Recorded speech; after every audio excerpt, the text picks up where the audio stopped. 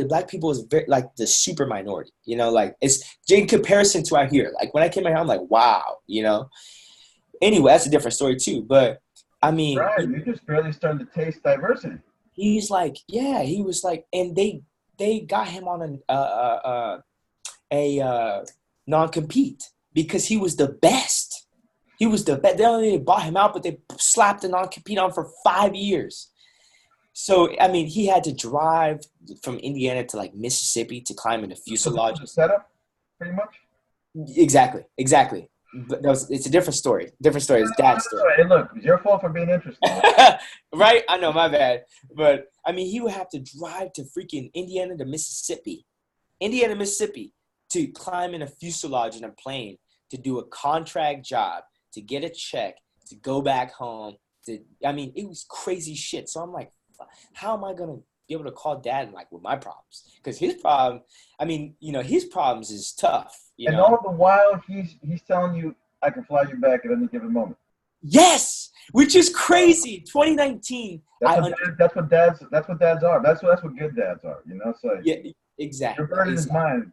And I think also in that is is what's the word? Not mentorship, but fellowship. Mm. Fellowship and bond that was created. We always been close, but in those times, as I get older, I realized we bonded closer together because he was dealing with his stuff and I was doing my stuff. And I know, you know, it's completely different levels of Well, it different. gave you. You had to have strength so that you could be strong for dad. So he could. Right. And he fed off that because he want to be strong for me. So it was like, you know, men get on top of men's shoulders to build up. Right. So it's Yeah. like, and we always say that.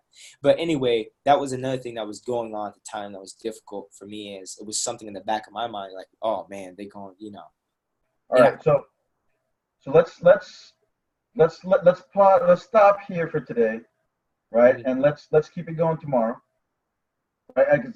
Because you got to see this. I got to see it. I mean, we're gonna be bursting with like opportunity. You want to talk about opportunity? This conversation.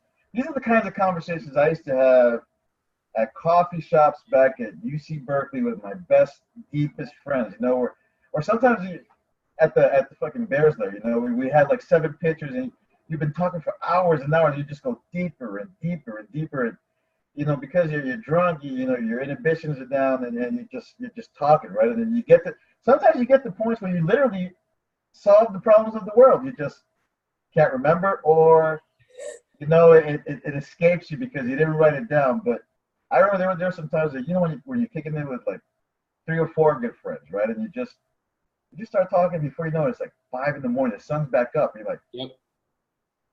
you know, and there are moments, yeah, you know, when you start out because you're reading, everybody's reading, you know, some book, right? You're Yep. in the same class, and before you know it, you've covered everything from sexuality, family, competition, politics, all stimulated by this one piece. I mean, that's what we had today. I mean, thank you. Yeah. This was special, man. This is great. I don't have conversations like this too often. Just I want to tell you one more. yeah. Go It's ahead. short. It's short. It's All right, short. go ahead. But I was gonna end with this, but the example ran over a little long. So my mother, and this is deep personal to me. So I know you can do what you want with it, you know. But We're this gonna I have to probably would upload this. not. So This probably wouldn't be in the recording video, you okay, know. I'll put it on pause. I'll put it on stop. Boom, done.